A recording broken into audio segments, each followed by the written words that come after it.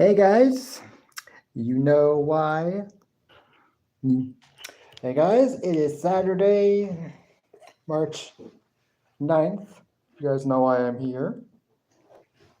You guys know why I'm here. Wrestling Weekend Review. I am going to, now the last couple of times I've gone live, I've ended up going live for at least like an hour and 20 minutes. Kind of would like to stick to maybe at least an hour, 10 minutes maybe, tops, just so I don't, because I do know that you guys do distract me sometimes, which I don't mind talking to you guys, but I also want to talk about the wrestling, which is why I almost always go live. But hey, for those of you who are here and if you want to put a like on the live stream, feel free to do so. It's never required, but I do appreciate it. Hello, Nate. Hello, Nate. Thank you. And 3 people, thank you. You already know you already know. I got the Powerade mixed berry flavored. Thank you for the 4 likes. Damn. If there's any of you who have access to your community tab, if you want to share the live stream out, feel free to do so. I'm telling you right now, you are more than welcome to do it.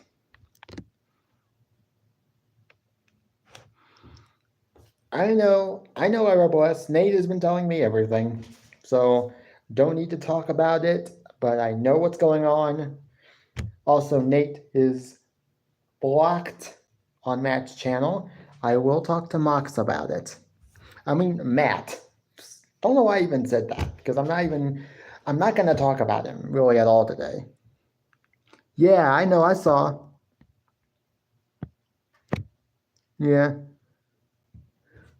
Yeah, I will talk to Matt and Nate as soon as this live stream's over with. That's one of the first things I'll do. But yeah. But I'm not going to talk about that guy today because, as I've said on the numerous occasions, today is not the day to talk about. Not yet, Nate. Not yet. It's not going to happen yet. But you can still support the bloodline, as in give us points and stuff. But you're not actually in the bloodline right now. Maybe you can come back. I'm just being cautious.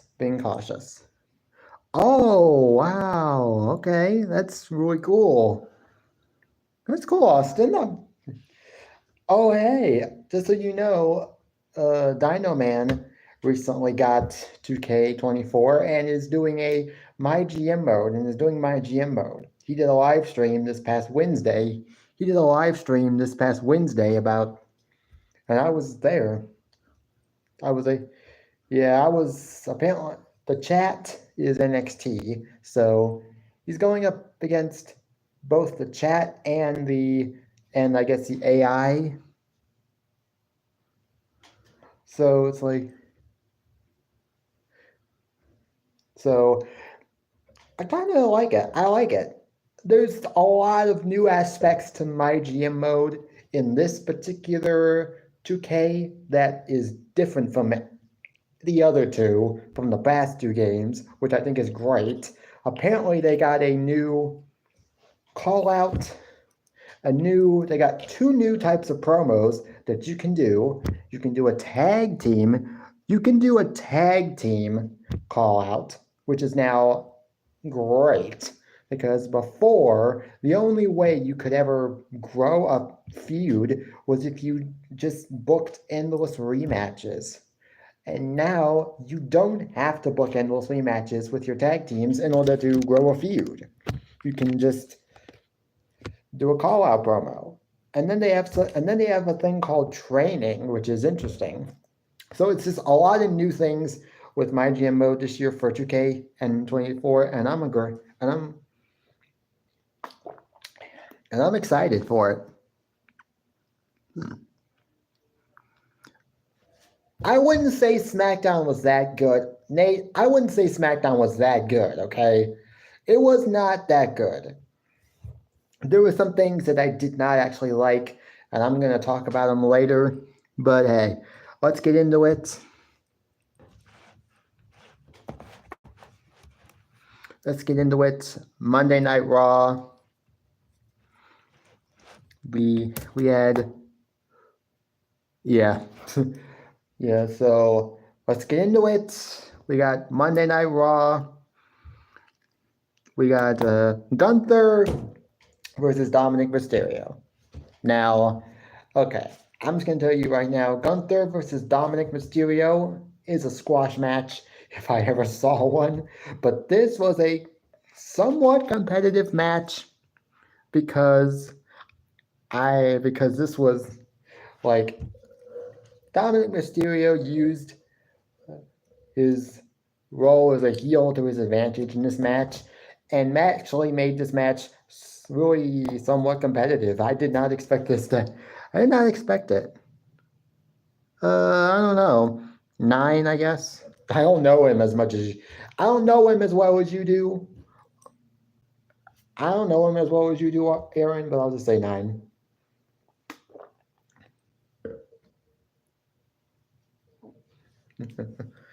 Well, that's what you get. That's what you get for you made your bed, now you must sleep in it. You made your bed, Nate, now you must sleep in it. Basically, what I'm saying is, you did what you did, and now you have to pay the price for. Now you're paying the price for. Also, I think it's just also the fact that you just kept coming on to my live streams and just kept interacting with me, even though you were technically friends with him.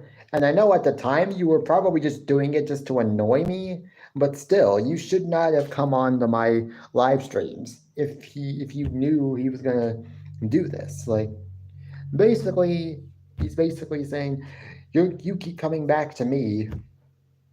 Like, yeah. And I know you were doing it just to annoy me, but still, it's like, if you truly were friends with that guy, you would have just cut off all ties with me, okay? You wouldn't have even. But that's okay. It is what it is. But Gunther clearly won this match via tap out. He tapped out Dominic Mysterio to the Boston Crab after a vicious power bomb. So Gunther wins that match.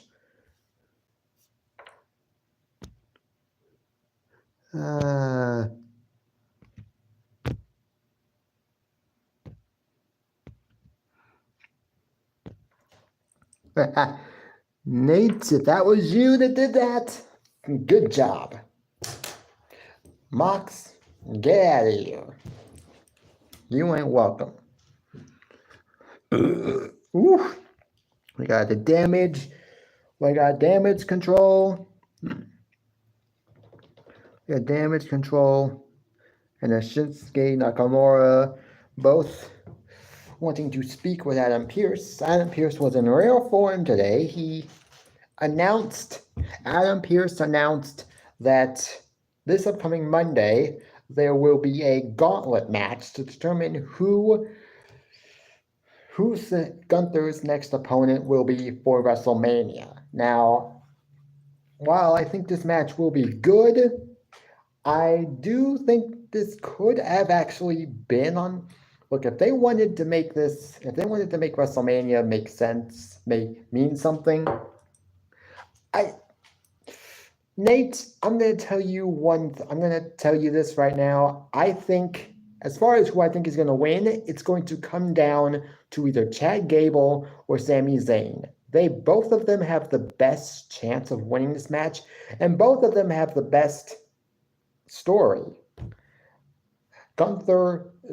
Chad Gable wants to win for his daughter because of what Gunther did to her in their last encounter, when he basically made her cry, like right in front of him, right in front of her dad. And so that's why he wants to face Gunther, and that's why he thinks he should face Gunther. Sami Zayn also has a great story as to why he should probably be the one to beat Gunther. I feel like it's going to be either one of them. Either one of them I would not mind because they both have perfect stories and both have perfect reasons to want to go after Gunther. Chad Gable may have the more perfect reason, and I don't know, based on what we've been seeing, we might see Chad Gable be the one. I don't know. I mean, as far as who, obviously, I think they're going with a triple threat match for the U.S. title. Kevin Owens and Randy Orton versus Logan Paul. As far as who wins that, I don't know. Yeah, I know. We got it. So that's as far as who I think is going to win the gauntlet match. I think it's either going to be Sami Zayn or Chad Gable. Those are my top two picks as far as who's going to win. It's going to be either one of those two. It's not Bronson Reed, not Shinsuke Nakamura, not Ricochet. I can't remember if there was a sixth guy in there, but I know that's five that I can remember. But all of these superstars have had matches with Gunther, have had history with Gunther. I don't know what they do with Theory and Waller going into WrestleMania. We also got a Judgment Day promo following Gunther's match with Dominic's match with Gunther. We also got Ricochet talking with Adam Pearce, wanting to talk with Adam Pearce, talking about his match. He talked about the gauntlet match on Sunday and about on this Monday and how he wants to face Gunther at WrestleMania. It's not happening, but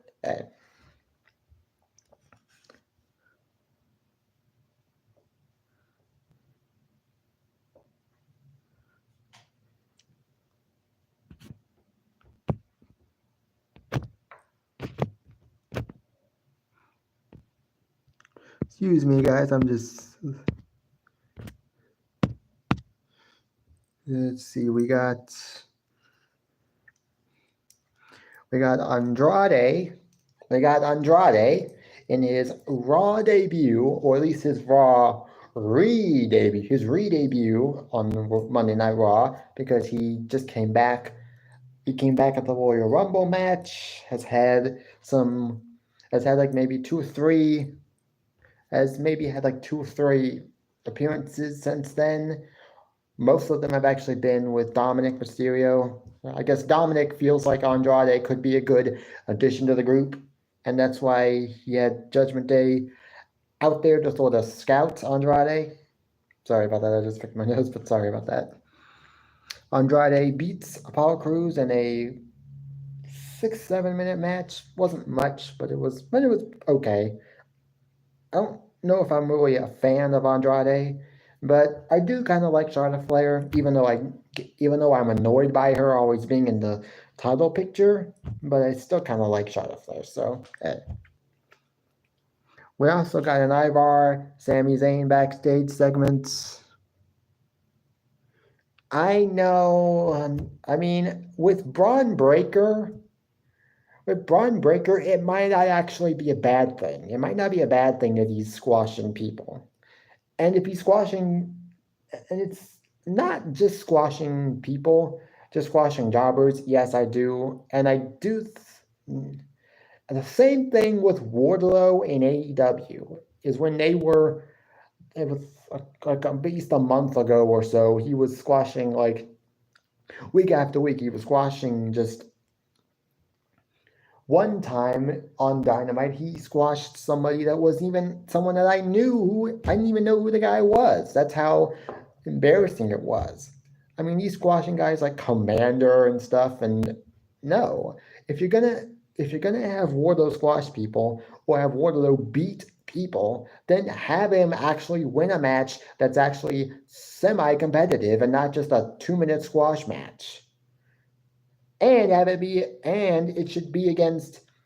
you should be winning against not just local talent, because that's not doing him any good. He should be winning against actual contracted AEW talent.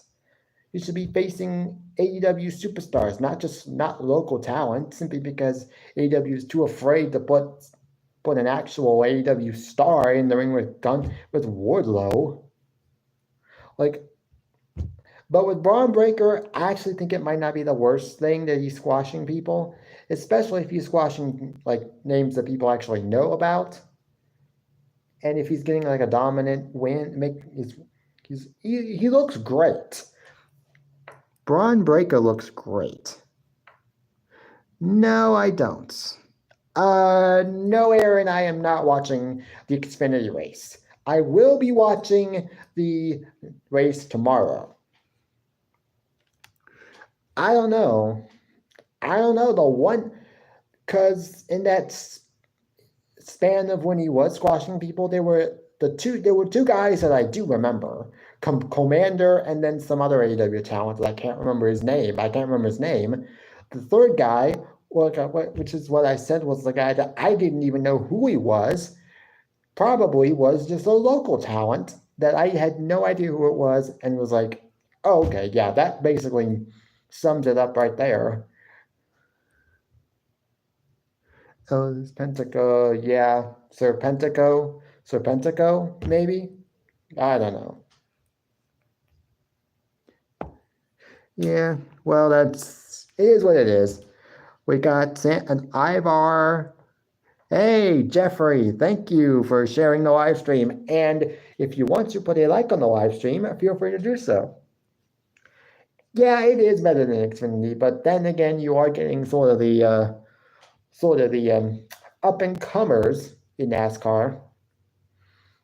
So kind of just interesting in and of itself. We got Ivar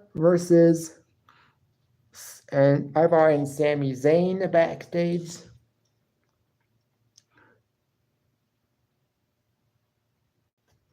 Yeah, I still play Madden Mobile. I still got that Madden Mobile 2007 game on here.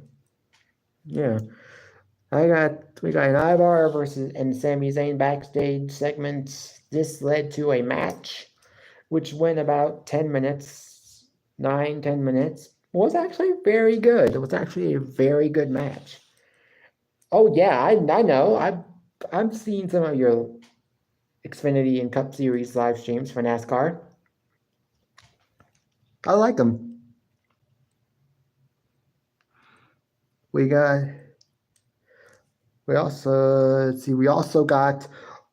also got Drew. We also got Judgment Day.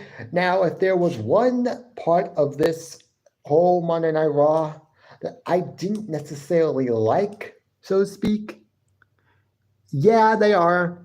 Yeah, they still have the tag team part. They still have the tag team titles because they defended them this past Tuesday on NXT Roadblock against Chase U, which I'll get to in a little bit. We got Judgment Day versus Imperium. This was the one match. I mean, yes, it was a good match, but I will say this much. It wasn't necessarily needed.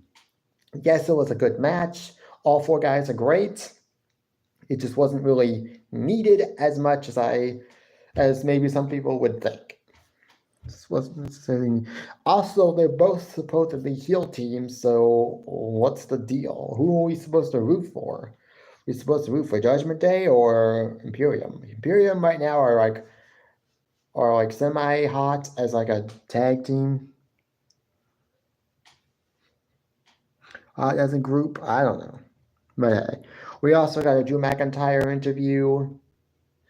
He talked about Seth Rollins and how he's not fully 100% as a committed to the World Heavyweight Championship match that he's got at WrestleMania against him.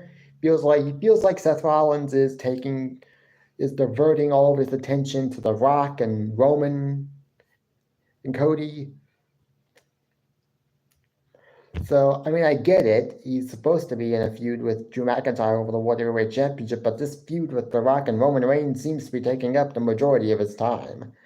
And I can honestly see Drew McIntyre beating Seth Rollins at WrestleMania. So we also got a brief backstage moment with Io Sky confronting Rhea Ripley. Rhea said, "Stay away from my territory," which I guess means, "This isn't your show, Io. Get out. You don't belong here on Monday Night Raw. This is my show, so why don't you and your friends leave?" Basically, that's what she was saying, Io Sky.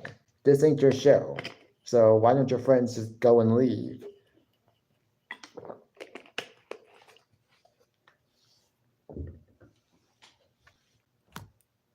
We also got Katana Chance and Kaden Carter versus Shayna Baszler and Zoe Stark. We got this match went about 5-6 minutes or so. Shayna Baszler and Zoe Stark win. They've actually been winning a lot of matches recently. Not gonna lie, they have been winning a lot of matches recently. Tag team match. I don't know what this means for them because they have yet to really get a one-on-one tag team title opportunity despite having won all these matches. I don't know what their deal is. Oh yeah, right. I can afford some bodyguards. Yeah, I know. Next time you'll give one of the, if you want a belt, you'll give it to me. See, we also got Chad Gable confronting Gunther. That was also basically he wanted to tell Gunther that he's not done with him, and he wants to avenge what happened the last time they met, which they faced each other for the Intercontinental title. He wants to put a smile. This time he wants to put a smile on his daughter's face. I'm gonna tell you right now, I think they might go with Chad Gable. Which it's not. I'm gonna tell you right now, I'm okay with that. I'm okay with either Chad Gable or Sami Zayn getting that title opportunity. Either one of them getting that opportunity and beating Gunther, that's going to be a huge moment for them. It's going to be a huge moment for them. We also got Becky Lynch versus Nia Jax match. This was a rematch from day one. This match went about 7 minutes or so. It was actually a pretty competitive match. But then Liv Morgan decided to come in and take out Nia Jax. I think it was Nia Jax. Either Nia Jax or she was taking out Becky Lynch. I can't remember. But then later on, we got the Becky Lynch and Liv Morgan confrontation backstage. This led to Becky Lynch challenging Liv Morgan to a match. Liv Morgan challenging Becky Lynch to a match, which she accepted, and it will happen this upcoming Monday on Raw. So excited for that. We also got obviously we got the Sami Zayn, and we got the Cody Rhodes, Seth Rollins promo segment where Seth Rollins called Rock Diarrhea Wet Dwayne, which, look, I'm not even gonna, that's just a little goofy name, and it doesn't even deserve to be acknowledged. Sorry. We also got the main event, which was Jey Uso versus Drew McIntyre. This match went about 15 minutes or so. Wasn't a bad match. Maybe wasn't as good as their last match they had, but it was still good. And just like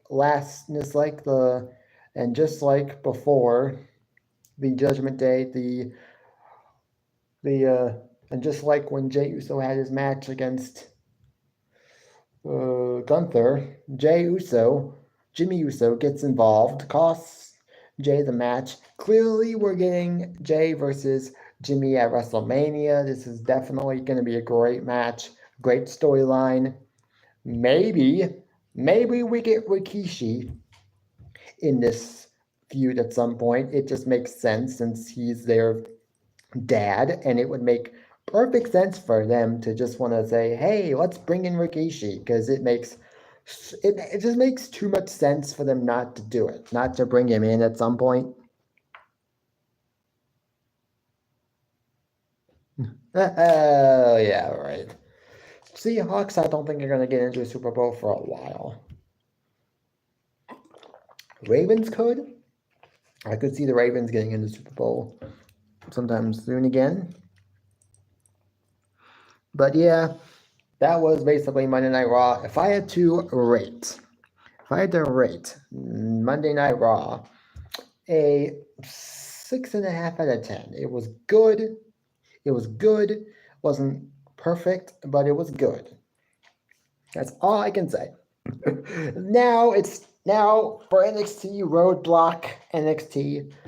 This week was a special edition of NXT called NXT Roadblock. So we had a women's tag team title match. We had an asylum match. We had an asylum match with Dijak and Joe Gacy, which I absolutely liked. We got a match to determine the number one contender for Ilya Dragunov's NXT title, Carmelo Hayes versus Tony D'Angelo in the main event. We got a couple of other matches and segments. That could have worked. And they could have made this into somewhat of a cinematic match where they just went where for this match they just decided to go to like an abandoned asylum basically and just decided to do that and do the match there, and it would have been an interesting match. It would have been an even better match than the match we got, which was still really good.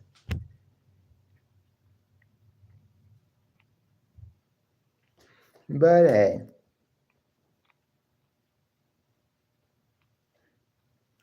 we got the opener. Yeah, whatever. The opening was the Asylum match, Dijak versus Joe Gacy.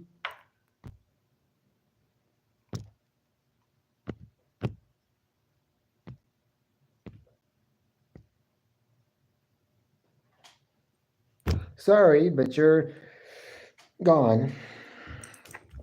Dijak versus Joe Gacy. This match, as I said, was really good. Dijak obviously won the match, as I thought he was going to, as I knew he was probably going to. But it was a great match nonetheless. That's okay. We got Blair Davenport segment backstage with Fallon Henley talking to Riley Osborne. Thea Hale comes in to talk to Riley Osborne. Blair Davenport, I guess, gets involved in this somehow, which then leads to a match later on between Fallon Henley and Blair Davenport. Blair Davenport does win. We also got Josh Briggs confronting Brooks Jensen. They had a great match a few weeks ago on Monday Night Raw on NXT.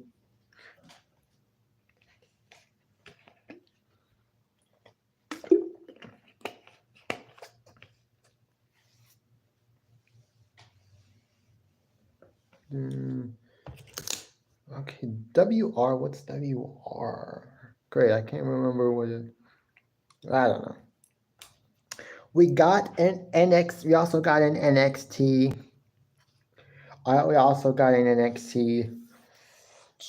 tag team title match between Braun Breaker, Baron Corbin, and versus Chase U. They obviously retained their titles here. And I don't really know what's going on with Chase U. feels like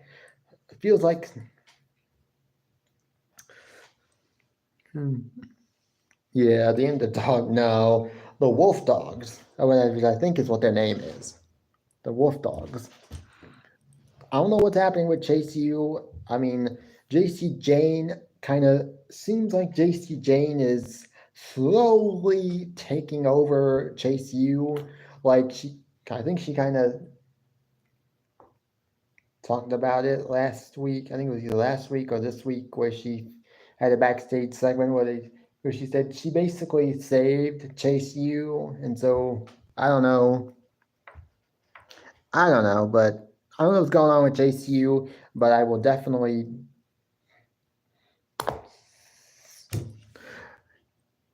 We got a Shawn Spears. He made his in-ring return to NXT for the first time in like 6 years. 6 years because he was in like early 2017, I guess was when he, I guess like around March or April was when he was finished with NXT. He had a steel cage match at that time with Eric Young of Sanity. He won that match, and then I think he went up to the main roster. So basically, for the first time in 7 years, in almost 7 years, he had a match on NXT against Uriah. Wait, I can't remember what his last name is, but I wrote his first name down. Uriah something. And Spears obviously won this match. He's going into a feud with, I guess, with Rich Holland. So it's okay. We got a Carmelo Hayes interview. This was he talked about Ilya Dragunov, and also talked about his main event match with Tony D'Angelo. That was pretty decent. We got also a women's tag team title match.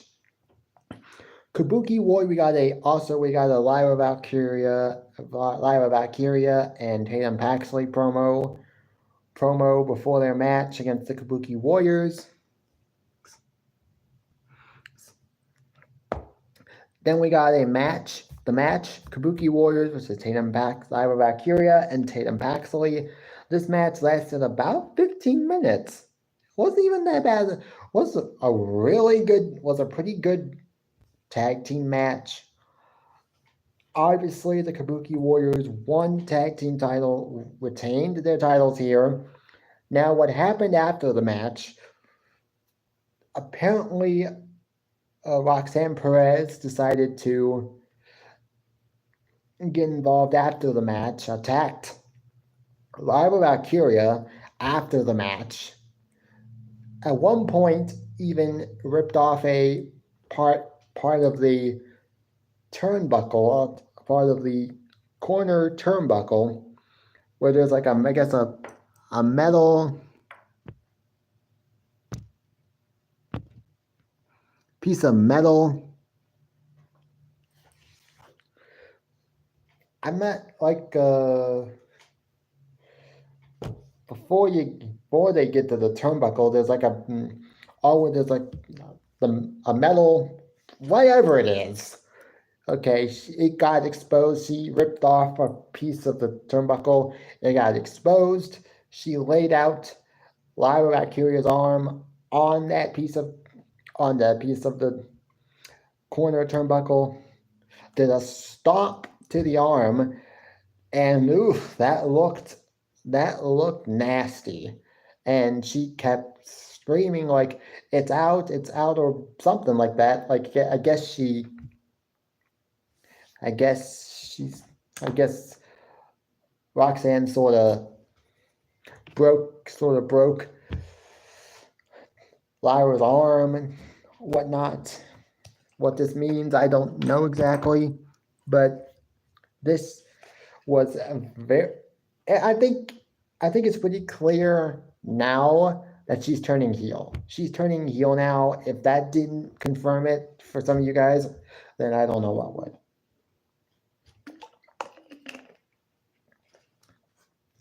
Because a babyface just wouldn't do that. Not to another babyface, obviously. Then we got the main event, which was Carmelo Hayes versus Tony D'Angelo. This was for a chance to face Ilya Dragunov at Stand and Deliver. At first, I was like, I don't know who's going to win this match. But then I remembered, oh, wait, I forgot. Carmelo Hayes is in a feud right now with Trick Williams. So I knew. So then as soon as I remembered that, I'm like, oh, okay. Tony D'Angelo is clearly winning this match. There's no way he loses. It's his opportunity to face Ilya Dragunov at WrestleMania at Stand and Deliver. I was on my hat for a while just to. This was a decent match. Tony D'Angelo clearly won. Oh, Dino Man. Is that you, Dino Man? Is that you, Dino Man? Just to be sure, because I've been getting a few troll accounts today. I've gotten a few troll accounts today, but if that is you, then yes, I can honestly say, oh, okay, yeah, then yeah, I could see Tony winning. I could totally see Tony D'Angelo winning. Ilya Dragunov goes up to the main roster. You know, maybe we get Dragunov versus Gunther Part 2, Part 3 on the main roster. That would be great. Oh, also, Dino Man, if you want, I can make you a mod, but if you don't need me, if you don't need to be a mod, then just say, then I'm not going to. I'm just telling you right now, if you don't mind, it's okay. It is what it is. If you don't want to be a mod, that's okay. But this match was good. Tony D'Angelo, yes, did win. Also, after the match, okay, it's okay. Also, after the match, we got Tony D'Angelo saying, sorry that I beat you, but here's a present for you. And Trick Williams music hits. Obviously, Trick Williams is now back to start his feud with Carmelo Hayes. Obviously, Carmelo Hayes was not going to get another shot at Ilya Dragunov because this was supposed to be, yeah, what that trick. I can't wait for this feud. I would not mind them doing a unsanctioned match with this feud because it's definitely the type of match that I think deserves it. Oh, hey, Robust, thank you for coming back. But yeah, that was NXT. If I had to rate NXT,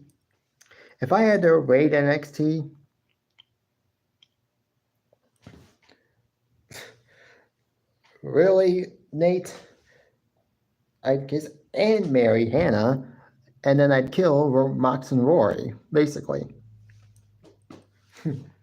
or I'd just push them off a cliff, That was NXT, basically. It was actually a very good NXT, not gonna lie. I will give it a 7 out of 10. If I had to rate it, I would give it a 7 out of 10. Then on to AEW Dynamite. Next week, this upcoming Wednesday, it is Big Business edition of NXT. So, and I cannot wait because we have now confirmed several matches. We have now, as was made official on the Revolution media scrum, we got Darby Allin versus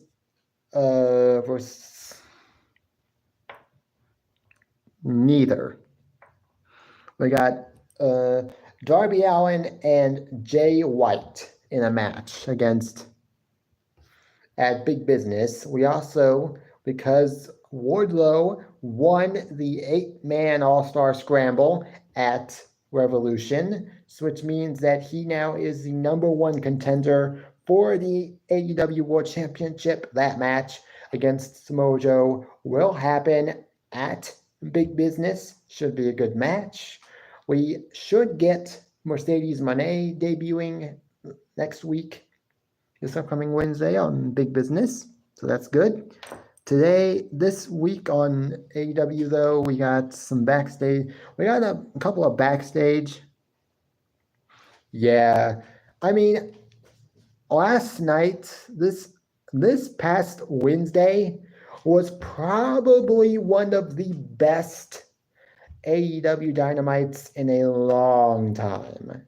You would have been, I mean, the matches, it was what it was. The matches were all good.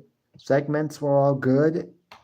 It was just a really good episode of Dynamite. First NXT Dynamite that's felt good in a while, even though it didn't crack 1 million. It still did actually really good. Yeah, we got a best friends interview backstage. They talked about possibly entering the tag team title tournament because as of now, the tag team titles have been officially vacated. I mean, Sting is retired. Darby Allin, he's not going to find another partner. You can't replace Sting. You can't replace Sting.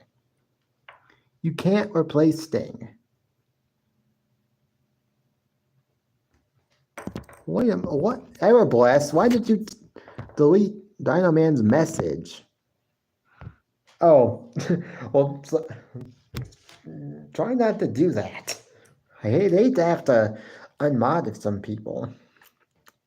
We got best friends interview backstage. They talked about the tag team title tournament because as of right now, the tag team titles are officially vacated.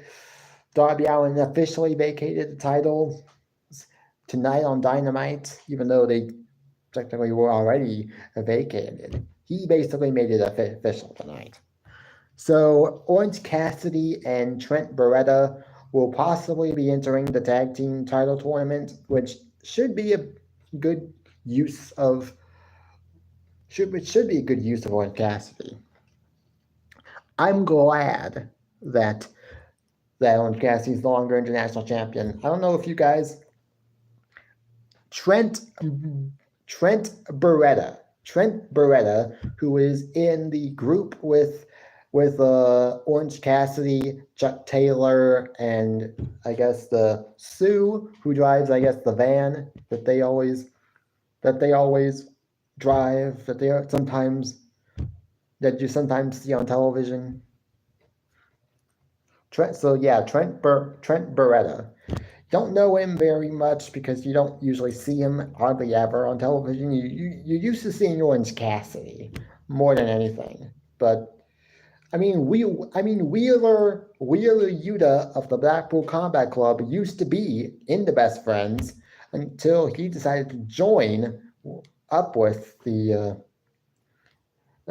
before he joined the Blackpool Combat Club. I don't know what's happened with him. I think he's injured, so hope he gets better. We got oh yes, that too. Yeah, we got House of Black. We got Mark Briscoe. We got a Mark Briscoe backstage segment. He talked about the House of Black, and he challenged the House of Black to a Atlanta street fight for Collision, which is set for tonight. I won't be watching it, but maybe I'll watch that match just to see if it's any good. But we also got Jay Lethal and Jeff Jarrett appearing backstage so apparently it will be a trios match, and it will be a Atlanta street fight, House of Black versus Mark Briscoe, Jay Lethal, and Jeff Jarrett. Should be interesting. We also got House of Black promo. This was very good. If there's anything that the House of Black does better than their in-ring work, it's their promo skills. And Julia Hart has gotten better as well on the mic, so good for her. We also got a Julia Hart promo backstage where she talked about her TBS championship. She basically said, like, who wants a shot at my TBS championship? Open house rules. Which I think is a good thing, which actually I think is a good thing, because I think it's a good thing that they paired him up with the Elite, with Nicholas and Matthew Jackson, because they can talk for him. They can talk for him, and it can actually get, yeah, I mean, the Ring of Honor tag team titles, get rid of them. If the storyline with the Bang Bang Scissor Gang is leading to a unification match for both sets of trios titles, then why haven't they gotten that storyline started yet? We also got a Stokely Hathaway, Willow Nightingale backstage segment. This was after Chris Statlander's match with Riho, which Riho won after Stokely Hathaway again tried to get Chris Statlander to cheat her way to win. But Chris Statlander was like, no, I'm not going to do that. I'm not cheating to win. And Willow was like, you do you. This led to Riho getting the win. This is an interesting storyline because I could see Chris Statlander potentially deciding eventually, oh, okay, I'll just accept it. I'll accept it. I'll accept the help. And then she turns heel on Willow. She is managed by Stokely Hathaway. I could see it going that way. I feel like that may be where they're going with it. It's an interesting storyline. So I think she will be eventually. I totally agree with you there. Okay, Nate, if you gotta go, you gotta go. So thank you for coming anyways. Whatever. We also got a Mariah May and Luther backstage. Mariah May made an announcement that this upcoming Saturday, which is now tonight, on Collision, they will have a segment involving the first ever Tony Awards. Not Tony as in Tony, like the Tonys, but Toni, like Tony's first name, Toni Storm, Toni, Tony Awards. I have no idea. It's either going to be great comedy or just fall flat on its back. No, not Tony D'Angelo. Tony isn't like Toni Storm. The first ever Tony Awards. So it's either gonna be a good segment that's really funny, comedic, or it's just gonna fall flat on its back.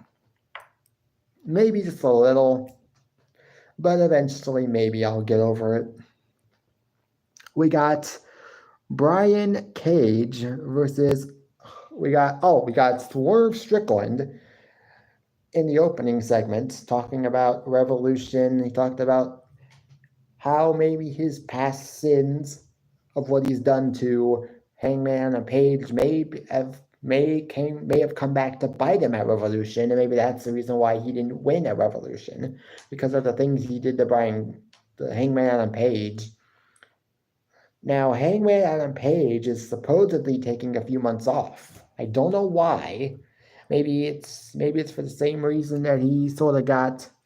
Maybe it's for the same reason he almost didn't make Revolution to begin with, which was because of a personal problem. But then also we got a segment later on with the Elite of Matthew and Nicholas Jackson that actually sort of clarified that, which is why I think now why. Yeah, I kind of like Tony D'Angelo. He's kind of cool. He's a cool character. We got also Samoa Joe came out. They talked about how he wants another shot at the AEW World Title, how they should do it tonight. then the Undisputed Kingdom decide to come out, and Adam Cole basically says to Swerve, "You lost at Revolution, so get to the back of the line. If there's anybody that's winning the AEW World Championship, and if there's anybody that's next in line, it's Wardlow because he won the 8-man All-Star Scramble, which automatically means he gets a shot at Samoa Joe. And that match will happen this upcoming Wednesday at Big Business. So excited to see that match for sure." Oh, come on. No. He's not winning the NXT title. That's not going to happen. It's not going to happen.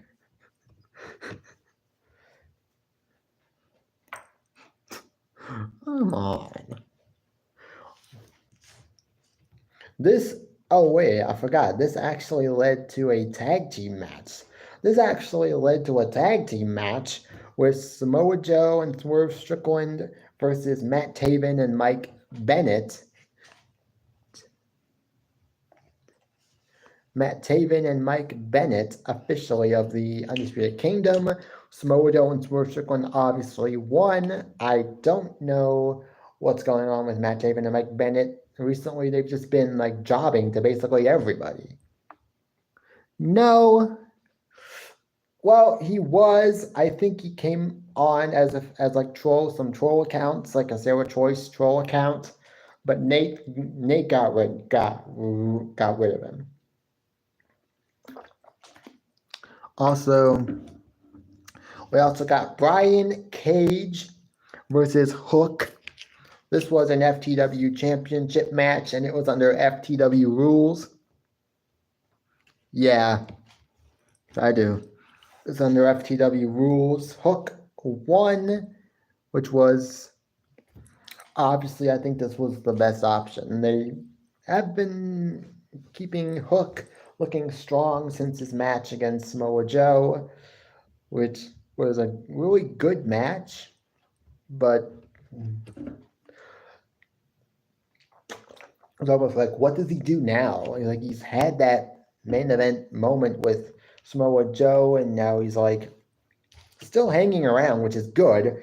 It's good that they're keeping him around on TV and not just having him not on television for weeks and weeks on end. So let people know he's still here.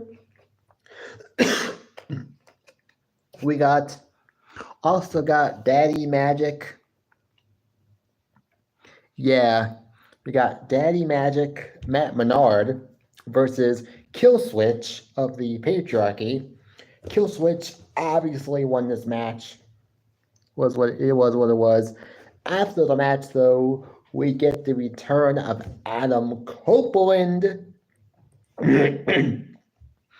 Adam Copeland lays out Killswitch and Nick Wayne. Christian Cage basically scurries out of there, gets out of there. Well, him and Adam Copeland just tries to catch him, but doesn't. And now I can't quite remember when they said this match was going to take place, but the third match between these two will happen at the upcoming AEW Dynamite in Toronto, and it will be an I Quit match. And it is an I Quit match. So I don't know who wins. I feel like they are going to give the title to Adam Copeland, which I'm not mad at, because Adam Copeland would definitely treat the title the same way that Christian has. I do too. I do too. But it is what it is. We also got Darby Allin segment where he talked about relinquishing he talked about. No, he hasn't. He's done what basically all heels do, whereas they don't want to defend the title, so they purposely try not to as much as they can. Sometimes they get cornered into defending the title at times, but I like that TNT title isn't defended week after week after week and just random nothing matches that don't mean anything.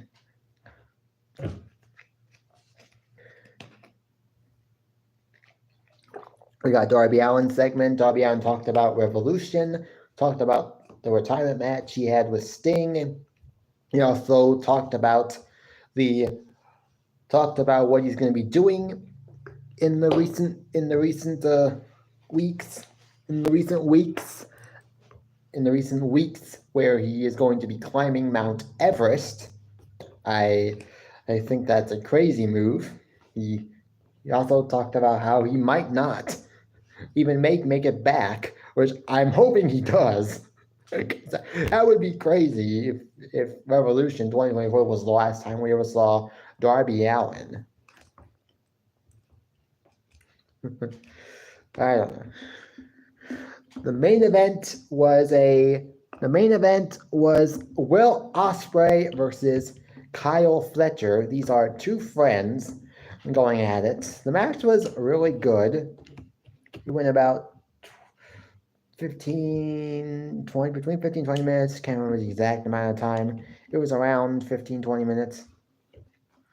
Will Ospreay obviously beat Kyle Fletcher, and then as the show was ending, after the match, we got Bryan Danielson apparently coming out, confronting Will Ospreay. Now, from what I've heard since then, this could be a match that they set up for their next pay-per-view, which is a new pay-per-view called AEW Dynasty that they've got now set up April 21st, which is next month. So I'm interested. If this match gets made official for AEW Dynasty, which is going to be on April 21st, I'm going to be excited. I'm excited. Oh yeah, he is retiring soon. He's retiring this year, at least. I don't know. I don't know when he's retiring, but I just know he's retiring soon. But this match could be a great match. But that was basically AEW Dynamite. If I had to rate, AEW Dynamite this week was the best show of the entire week. Like, Monday Night Raw was good. NXT was pretty good. AEW Dynamite was really good. So I'll give it like a 7.5 out of 10. Maybe an 8 out of 10, but the Brian Cage match probably didn't need to be there.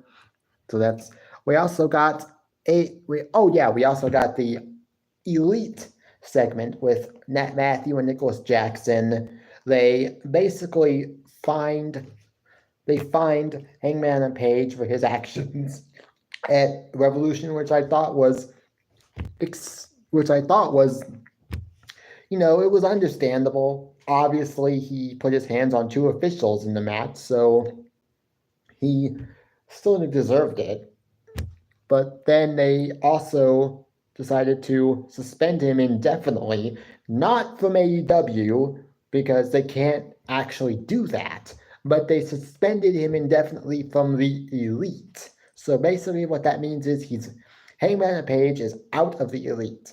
He's out of the Elite, and they did the same thing with Kenny Omega, which I thought was funny because they suspended Kenny Omega from the Elite for not being here, or not being on AEW television when he clearly is sick and has diverticulitis. So it's not Hangman. Don't blame Kenny Omega for not showing up to work. Blame the diverticulitis that he's suffering from.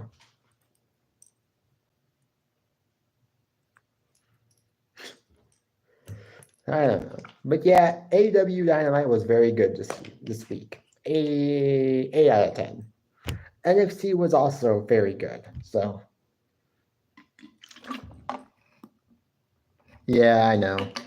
But hey, hopefully he comes back soon, and hopefully comes back better than ever. SmackDown was also, it was okay. There were some things that I would not have done We got Logan Paul opening the show. He had KSI come out with him. He made it official that Prime is now the first ever center ring sponsor by WWE. So WWE is the first company to be sponsored in the center of a wrestling ring, a WWE ring by WWE. So that's pretty interesting. Congrats to Logan Paul for getting that done. We also got KO. We also got Randy Orton coming out, RKOing KSI. KSI sold that RKO like gold. Like damn, he really took that RKO and sold it to perfection. And yes, it was a really good segment. He literally played up his heel persona. He played up his heel persona pretty good today. We also got Kevin Owens and Randy Orton versus Austin Theory and Grayson Waller. Yeah, he I mean, they probably practice this stuff beforehand, so that way when you see it on TV, it's like, okay, we've practiced this. We've practiced this. Now we can try to do it like we did in rehearsal, like obviously.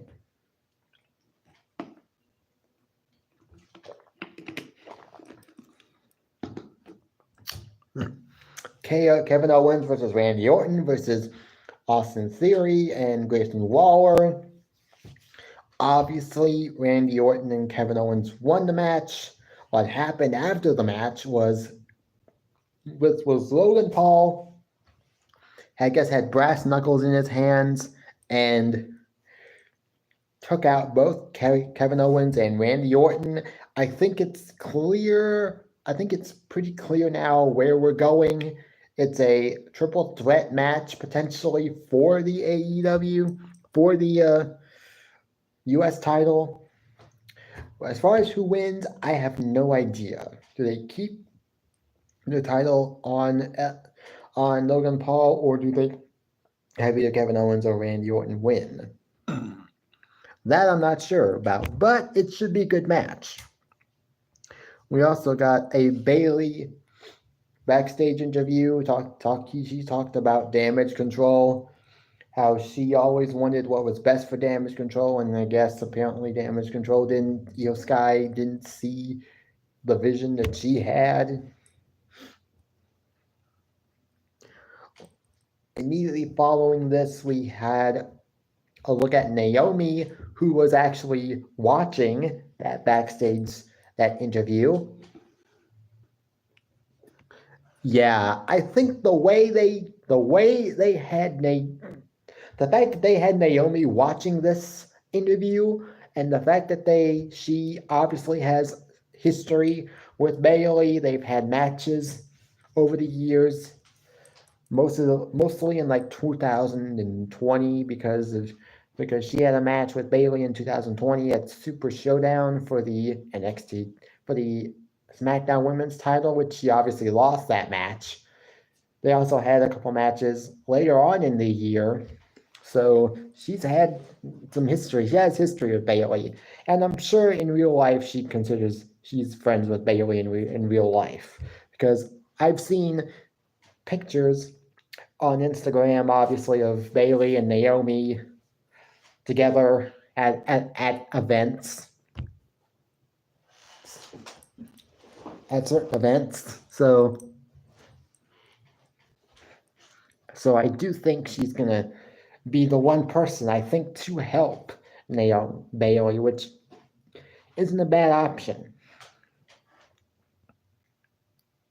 We also got a Tiffany Stratton versus Michin match. This was the one match I would have been okay with it not happening, because the Bloodline segment was not long at all, even though it was probably like 20 minutes or so.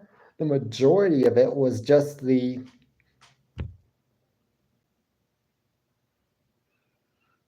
was mainly just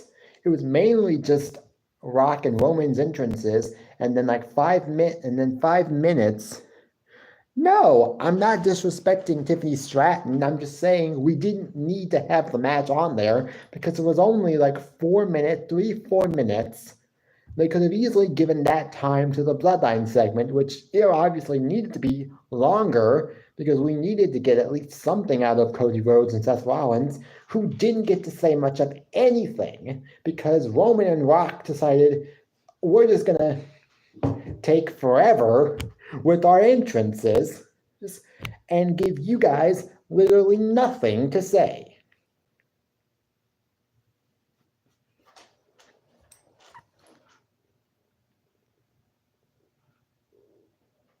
Well, obviously they could have cut time from Roman's entrance, but given that it's The Rock, and given basically Rock does what Rock wants to do, or what Roman wants to do, you really think WWE is going to cut their entrance?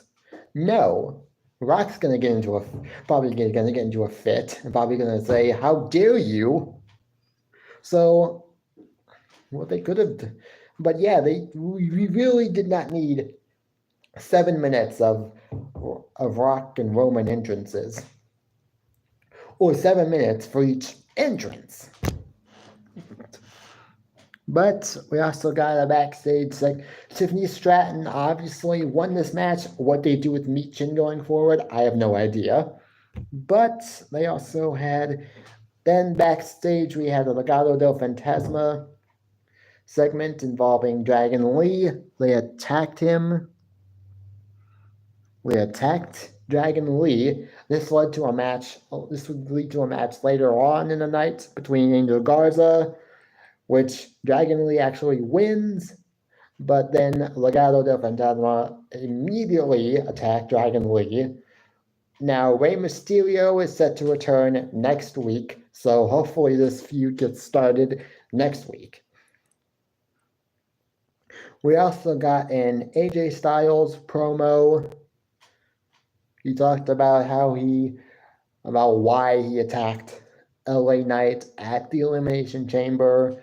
LA Knight was at SmackDown and was watching the promo on a TV, which he then decided to destroy completely.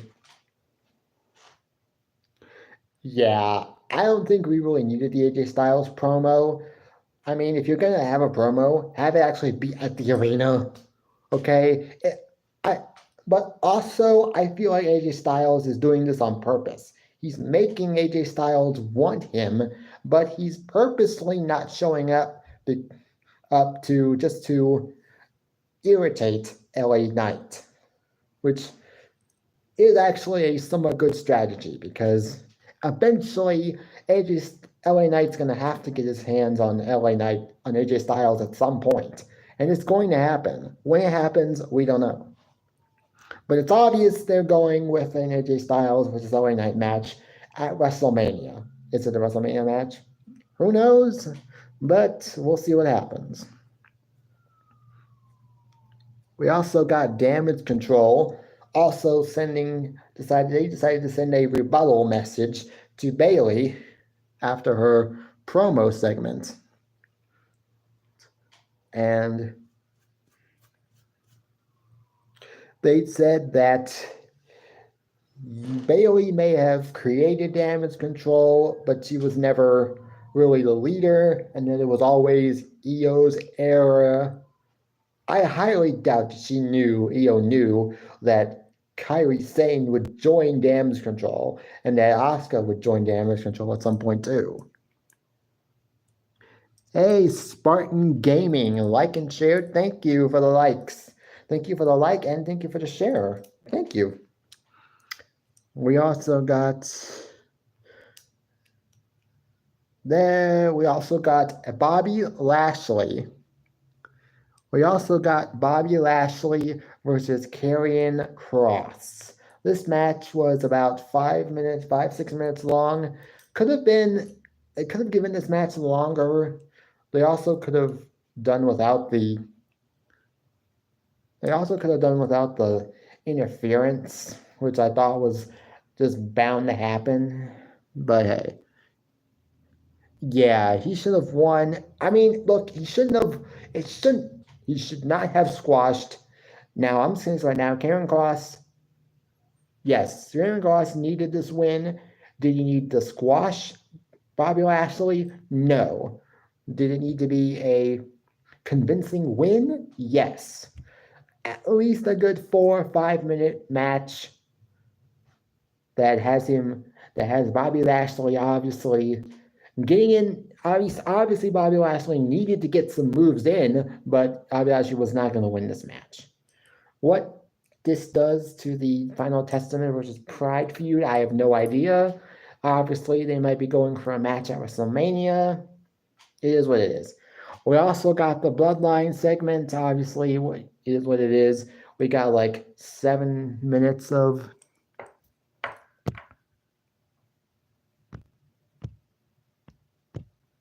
oops. It's okay, Nate. Just try not to delete anybody's messages, guys. Just try not to delete anybody's messages, guys. I hate to have to take away a few mods. Obviously, the majority of this was just Rock and Roman's entrances. And then we got The Rock saying a few things, Roman saying a few things. It's okay, Nate. Just try not to do it again. Cody got in some words, Seth got in some words, but neither of them really got in enough words. I mean, the crowd at one point did chant Diarrhea Dwayne, but I feel like it's not a good comeback. Well, I mean, it wasn't Cody then. Rock talked about Cody's family, which obviously is a big no-no in Cody's mind. And I guess he finally decided, hey, The Rock slapped me at the WrestleMania kickoff press conference, so I guess I'm just going to do the same thing to him. Yeah, because they didn't give it enough time. All we got, most of the segment consisted of just The Rock and Roman's entrances, and then basically just 5 minutes of talking from all four guys. None of them, and The Rock got the most words in. Roman didn't feel really important in this segment, and Seth Rollins. Rock and Roman Reigns have basically eviscerated Seth Rollins in that World Heavyweight Championship to bits. They have I don't really know if there's any coming back for the World Heavyweight Championship. No matter who wins it, it's never going to be the same.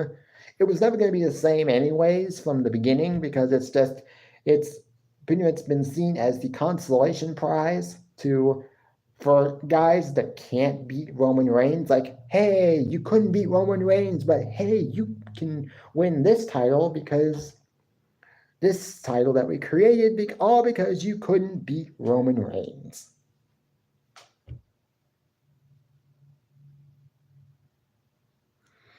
Well, that's basically, I mean, it didn't suck, because what The Rock was saying, I liked what The Rock said, but it's just that they should have at least cut some of the time out of The Rock and Roman's entrances, and then given maybe Cody Rhodes and Seth Rollins more time to say what they needed to say. But we got the match. We got the tag team match. It is what it is. So that was it. If I had to rate Friday Night SmackDown, I would still give it a 6.5 out of 10, all because it was good. Some of the stuff we did get was good, so I'll give it a 6.5 out of 10. So that was basically it. That's it for my live stream. I thank everybody that showed up. The 7 likes, I do appreciate it. It'll probably get up to like maybe 10 likes after other people go back to watch the live stream if they weren't here to watch it live. So who knows? But I want to thank you guys for showing up. And as far as when you will see me next, it will obviously be either on a Saturday as it always seems to be. Or if I ever decide to do another workout live stream, I might do another one this week. Who knows? Following week, who knows? But thank you guys, and until next time, I will see you guys later. Peace.